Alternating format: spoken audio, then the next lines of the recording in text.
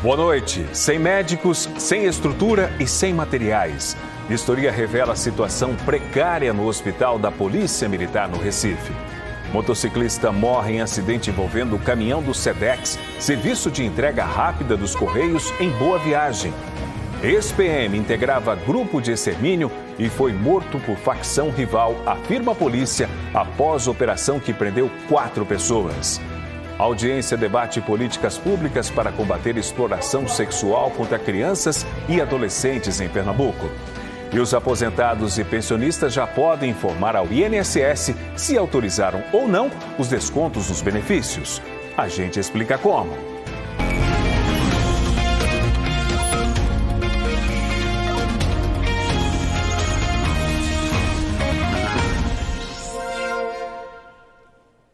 Deputados fizeram uma vistoria hoje no Hospital da Polícia Militar na área central do Recife.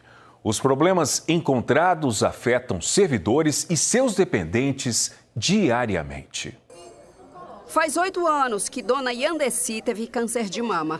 A cirurgia e os tratamentos foram no Hospital da Polícia Militar. A paciente vai precisar tomar remédio durante toda a vida e continuar sendo acompanhada por um especialista.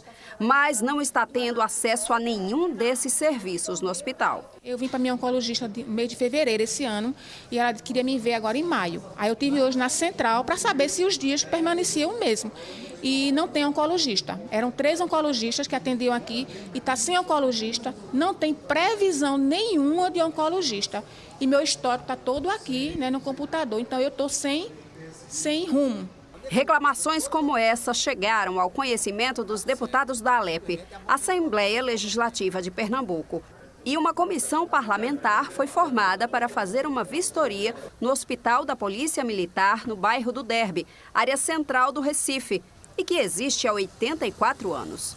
Foram 6 deputados estaduais e 1 federal. Estavam parlamentares tanto dos partidos da oposição quanto os da situação. O presidente da ALEP, Álvaro Porto, do PSDB, Alberto Feitosa, Abimael Santos e Joel da Harpa, todos do PL, Caio Albino e Júnior Matuto, ambos do PSB, e o deputado federal Coronel Meira, do PL.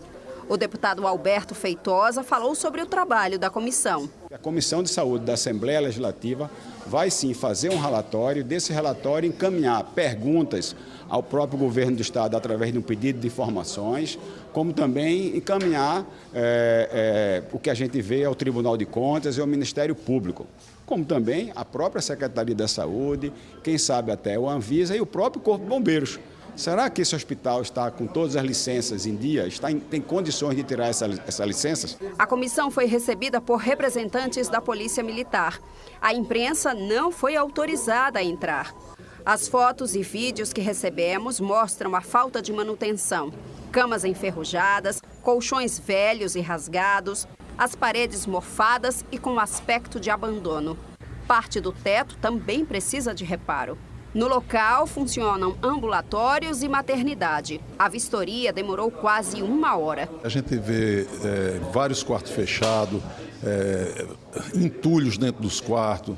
Como eu já disse aqui, de funcionários de pacientes que disseram que nunca viram tanto funcionário de ontem à noite para hoje fazendo limpeza aqui no hospital. Então a gente está vendo isso, o raio-x desativado, mas estão fazendo nova licitação para comprar novo raio-x. Então a realidade que a gente está vendo é essa. E falta médico em alguns setores, a questão fisioterapia, reclamação. Então eu acho que é uma falta de respeito com a Polícia Militar de Pernambuco. A Polícia Militar disse que vai normalizar os atendimentos oncológicos no hospital até o fim desta semana. Informou que a unidade está passando por melhorias contínuas e que os contratempos foram identificados e serão corrigidos. Um motociclista morreu em um acidente com um caminhão do Sedex, serviço de entrega rápida dos Correios. O acidente aconteceu no fim da manhã de hoje, no cruzamento da Avenida Conselheiro Aguiar com a Rua Ernesto de Paula Santos, em Boa Viagem, zona sul do Recife. O SAMU chegou a ser acionado e enviou uma equipe, mas a equipe de socorristas informou que a vítima morreu antes de receber atendimento médico. O Corpo de Bombeiros também esteve no local. Por causa do acidente, O trânsito ficou complicado na Conselheiro e no acesso a Ernesto de Paula Santos.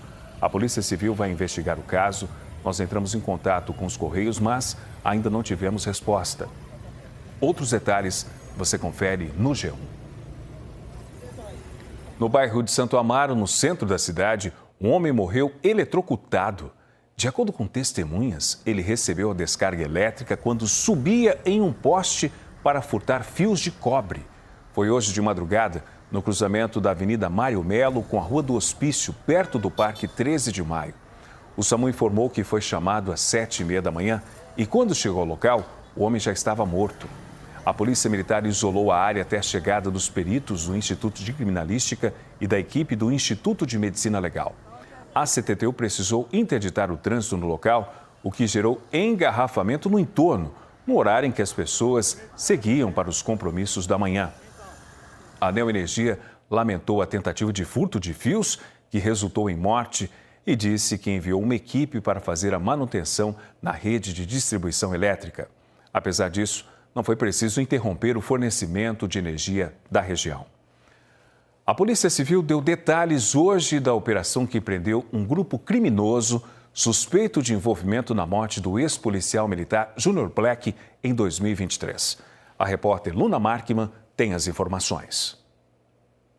Olá, o Grupo de Operações Especiais assumiu a investigação pela complexidade do caso e também pela suspeita de envolvimento de agentes da segurança pública na morte do ex-policial Júnior Black. Conversando agora com o subchefe do GOI, Jorge Pinto. Delegado, explica pra gente a motivação desse crime que levou aí 2 anos de investigação para ser elucidado. Esse crime, esse grave crime, é bom a gente ressaltar aí que combinou com a execução de uma pessoa inocente, não é uma mulher que passava, que foi vítima de bala perdida. Ele teve relação direta com o homicídio praticado no município de Parnamirim, mais especificamente no dia 13 de julho de 2023, onde se contou aí com a participação de não só de policiais militares da ativa, mas também de um ex-policial militar, que ora foi vítima dias depois aí da investida em Boa Viagem, né? O primeiro homicídio, a gente está falando de Parnamirim, ele teve aí como ponto de partida um desacerto, né, entre 2 pessoas que faziam parte de grupos rivais. Essas vítimas que teriam sido mortas em Parnamirim eram dedicadas ao roubo de carga, assim como esse policial militar. E por conta disso, ele teria ordenado a execução dessas 2 pessoas em Parnamirim, só que ele despertou a ira aí dessas pessoas que eram do alto escalão do crime organizado. Então, 4 dias depois, dia 17 de julho de 2023, ele foi alvejado com vários disparos de fuzil quando saía de um restaurante no horário do almoço aqui no bairro de Boa Viagem. A investigação também chegou no mandante do crime. Sim, a gente pode dizer que o mandante foi sim identificado. Ele hoje se encontra recolhido em presídio de segurança máxima no município de Campo Grande e ele foi quem teria dado a ordem para a execução do ex-policial militar, através do favorecimento da utilização de aparelho celular, e ele se encontrava recolhido no presídio de Igaraçu à época do crime. Então, só para deixar claro, ele foi transferido para Mato Grosso do Sul, mas na época do planejamento do crime, ele estava em Igaraçu. Sim, a transferência dele se deu posteriormente ao crime que a gente está aqui retratando, mas sim, a ordem teria partido de dentro do presídio de Igaraçu. E ele teve poucos dias, então, para regimentar pessoas, reunir armas? Sim, foi tudo muito rápido e é isso que chama a atenção, né, por parte da polícia.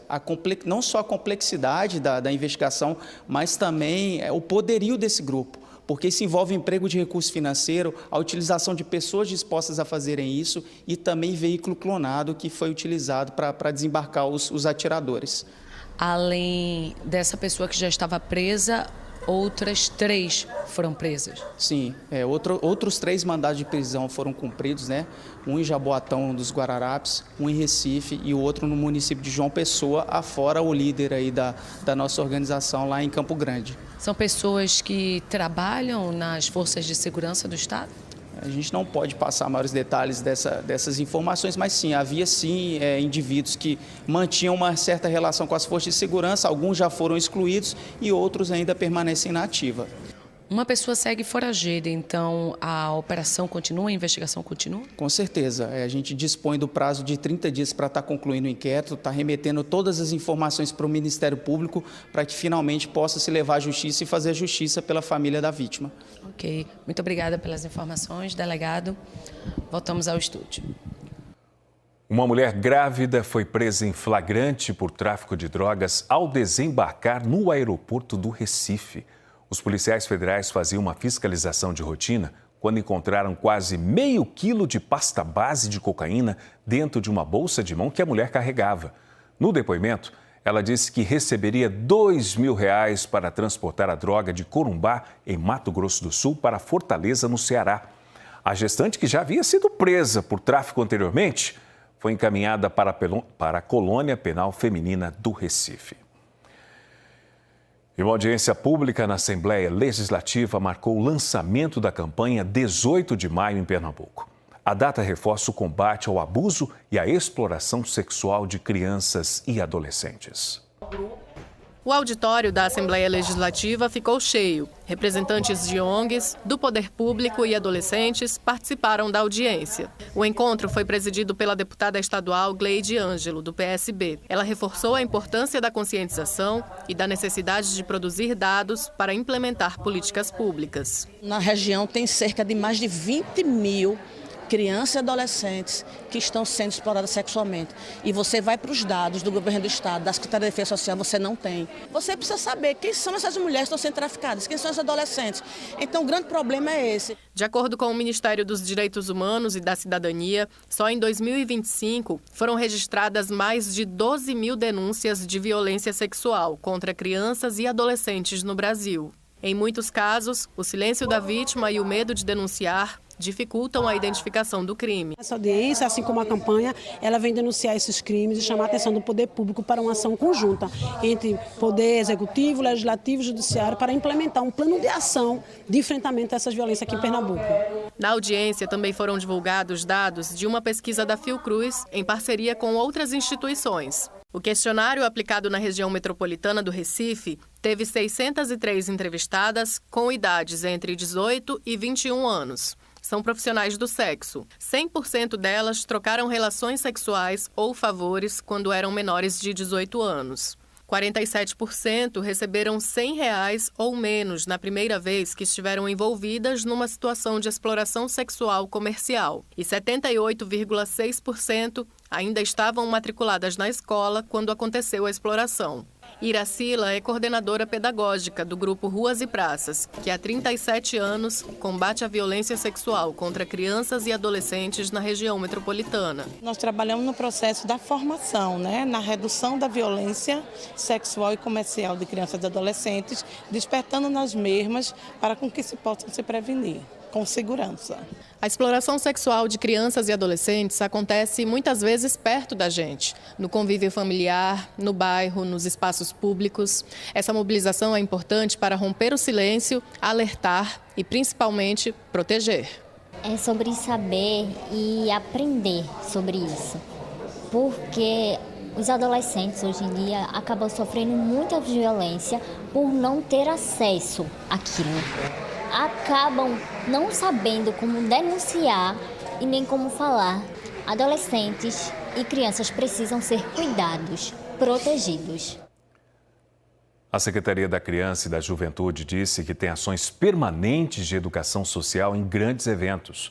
A Secretaria afirmou também que monitora violações dos direitos de crianças e adolescentes junto aos conselhos tutelares. Aposentados e pensionistas já podem informar se autorizaram ou não os descontos nos benefícios do INSS. O repórter Ivan Duarte traz explicações importantes ao vivo. Oi, Ivan, boa noite para você. Oi, Márcio. Boa noite a você também. Boa noite a todos. Os aposentados e pensionistas poderão informar ao INSS por meio do aplicativo Meu INSS e do site Meu INSS se eles permitiram ou não descontos que, segundo a Polícia Federal e a Controladoria Geral da União, aconteceram de 2019 em diante, ilegais, direto na folha de pagamento, feitos por associações, entidades e confederações. Quem vai nos ajudar a saber como que faz essa informação ao INSS é a Shinaide Mafra, presidente da Comissão Nacional de Direito Previdenciário da OAB. Shinaide, explica para a gente o passo a passo, por favor. Obrigado aqui pela sua presença. Boa noite. Vai aparecer, desde ontem o INSS começou a notificar os segurados, então vai aparecer lá no aplicativo dele, no Meu INSS, um sininho, tem um sininho azul, vai aparecer uma notificação vermelha mostrando que ele tem desconto. Ele entra lá, vê qual é o desconto, vai aparecer o nome da associação ou do sindicato que ele fez, que teve o desconto, e ele diz autorizei ou não autorizei. Se ele disser não autorizei, o INSS vai dar andamento a esse pedido dele de devolução. Tem que colocar algum documento nesse momento ou não? Não, nesse momento inicial não. Ele só disse autorizou se não autorizou. E vai para o INSS fazer os encaminhamentos. O que acontece daí em diante? O INSS vai receber a notificação, vamos considerar que ele não autorizou. O INSS vai receber a notificação, vai encaminhar para a empresa, né, que fez o desconto. A empresa tem um prazo de 15 dias úteis para se manifestar. Se ela fez o desconto e foi devido, ela vai provar com documentos do segurado de que ele fez a assinatura. Se ela não responder, o INSS encerra a notificação, avisa o segurado e aí, nesse momento, ele pode fazer a contestação. Suponhamos que o segurado não permitiu esse desconto e a associação enviou alguns documentos. A pessoa ainda consegue contestar ainda assim? Sim, nesse momento ele vai receber a notificação dizendo que foi devido e ele pode juntar os documentos dizendo eu não assinei. Ele junta um documento dizendo que aquela assinatura não é dele, por exemplo. Se ele tiver alguma outra documentação da associação dizendo que não concorda, porque às vezes a pessoa vai lá e diz eu não quero descontos, ela junta essa documentação, então ela faz a contraprova do que a associação juntou. Tá bom, muito obrigado pelos esclarecimentos. Pessoal, reforçando, aplicativo Meu INSS, site Meu INSS ou pelo telefone 135, de 7 da manhã às 10 da noite, você pode, então, resolver, né, começar a resolver esse problema dos descontos ilegais. O INSS não vai te mandar mensagem no WhatsApp. Márcio. E é importante a gente reforçar, está aparecendo aqui também o QR Code do G1, que é importante, você não precisa, nesse momento, ir nenhuma agência do INSS. É tudo pelo aplicativo, então, pelo site. E logo depois do intervalo, caravana do Ministério das Cidades anuncia pacote de obras de infraestrutura em Olinda. E o tempo aqui na região metropolitana do Recife e no interior chove no momento e deve seguir chovendo amanhã. O NE2 volta em instantes. Até já.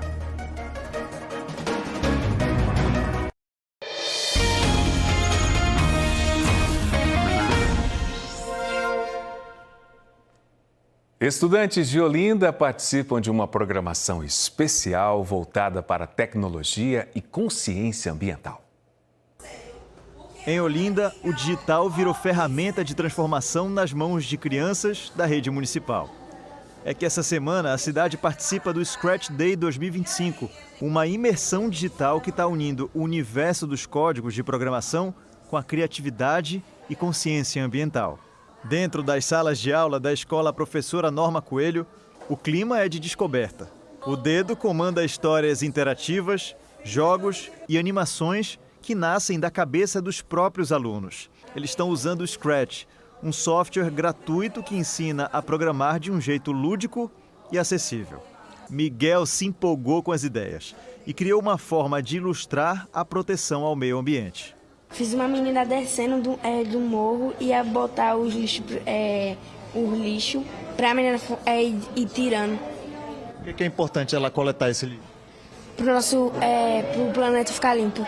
Nós trouxemos para todas as 5 escolas da nossa rede que têm dispositivos que podem dar acesso a essas crianças a conectar com elas com a programação, com o Scratch, e assim elas possam mandar mensagens, né, do jeitinho delas, programando de uma forma criativa, inovadora, sobre como proteger o meio ambiente. Eu estou agora aqui com a Sofia, a gente está na frente de uma praia suja e tem um gatinho que vai limpar essa praia, né, Sofia? O que tu programou para acontecer aqui? Eu programei que, o gatinho passou na praia para ver que ele queria tomar banho e ele encontrou um monte de lixo e ele queria ajudar a praia. Em cada linha de código, cada personagem que salva a floresta ou limpa o mar, há uma mensagem clara. A tecnologia pode ser uma aliada poderosa na missão de cuidar do mundo em que a gente vive. Eu fiz um dinossauro que quando você aperta nessa bandeira ele mexe. O que ele diz aí? Cuide da minha floresta. Por que é importante cuidar da floresta? Porque sem as árvores a gente não consegue respirar. Estagiário e monitor das aulas de informática, Iago queria que na época dele de escola tivesse tido a oportunidade de aprender programação desde cedo. Eu estudei e não tinha nem matéria de informática. Quem dera se tivesse. Quem dera se tivesse. É legal, é importante para mim poder estar contribuindo nessa formação dos novos cidadãos. E gestores das escolas do estado têm percebido um aumento no número de estudantes nas bibliotecas. Os alunos voltaram a buscar os livros depois da proibição dos celulares nas escolas. Foi afastando o celular que o Pedro se aproximou mais da leitura. Depois que a escola proibiu o uso de telas, ele descobriu um novo intervalo, mais silêncio e uma rotina mais real. São pelo menos 15 livros lidos nos últimos 5 meses. Eu gosto muito de ler romance, poesias, poemas. E eu estou lendo esse livro aqui, que é a Batalha do Labirinto, que é muito legal. A mudança veio com a Lei 15.100, sancionada em fevereiro. Ela proíbe o uso de celulares e aparelhos eletrônicos portáteis em escolas públicas e particulares de todo o país. A restrição vale também para o recreio e os intervalos entre as aulas. Antes, muita gente ficava mais no celular, tanto nos intervalos, nos horários vagos, em vez de estar lendo, pegando alguma coisa para fazer, se ficava mais no celular. Agora não, agora eles focam em ler. Tanto é que quando a biblioteca está liberada, a maioria dos dias, aqui enche, que tem até que controlar quantas pessoas vêm, porque senão não dá, porque fica muita gente e não cabe. Na Escola Pública Compositor Antônio Maria, em Olinda, a resposta foi clara. Alunos mais concentrados e interessados também. A Biblioteca Inaldete Pinheiro virou ponto de encontro e ferramenta de descobertas. Nós temos determinados projetos aqui que prezam por essa interação social de música, violão, grupos de teatro que se encontram aqui para fazer aulas. Nós temos atividades chamadas de o Dia do Bebê, que é o dia do barulho na biblioteca, que é um dia em que nós permitimos efetivamente o barulho para ouvir músicas, ouvir a playlist deles. A lei permite o uso de celulares apenas com a autorização do professor, para fins pedagógicos ou em casos de saúde, segurança ou acessibilidade. Mas, de forma geral, o objetivo é reduzir o excesso de telas e estimular a interação entre os estudantes. Eu acho que a lei vem a atender não só a necessidade da escola, mas da própria família, que se via impedida de proibir o uso. Então, a gente juntou as duas coisas, família, escola e a lei, e a gente hoje obtém um resultado muito melhor de rendimento, participação e envolvimento até nas atividades comuns da escola, do dia a dia da escola. O celular mais ajuda ou atrapalha no aprendizado? Segundo uma pesquisa Datafolha, para 76% dos brasileiros, a resposta é que mais prejudica. Um outro estudo, da Nexus, indica que 86% é a favor da restrição do uso de telas no ambiente escolar. A lei vale para todo o Brasil, mas cada escola pode definir como vai implementar. Na prática, muitas delas estão apostando em espaços que resgatam o convívio e o prazer de aprender juntos. Alicia estuda o 9º ano e prefere ler romances, suspenses e até histórias de terror. Ela faz parte de um projeto na escola chamado Protagonista. São estudantes com boas notas escolhidos para representar as turmas. É ficar à frente, assim, ajudar na gestão e ser, representante de todos os alunos. Dá muito trabalho, tem muita coisa, responsabilidades, mas é legal. Com menos telas, muitos estudantes estão encontrando algo que a tecnologia não consegue entregar: a presença real do outro. Depois que tirou, acho que teve muito mais presença ali social, né, com as pessoas, leitura também, eu acho muito importante isso. E o contato com as pessoas, né, eu acho muito importante. E voltou a ter isso depois que tiraram o celular. E com esse exemplo, nós ficamos por aqui. Lembrando que hoje o JN é mais cedo, às 8 horas. Para você, uma boa noite. Até amanhã. Cuidado com as pistas molhadas, principalmente agora. Muita chuva no Recife nesse momento, com essas imagens que a gente encerra o NE2 de hoje. Lembrando, muita atenção e muito cuidado.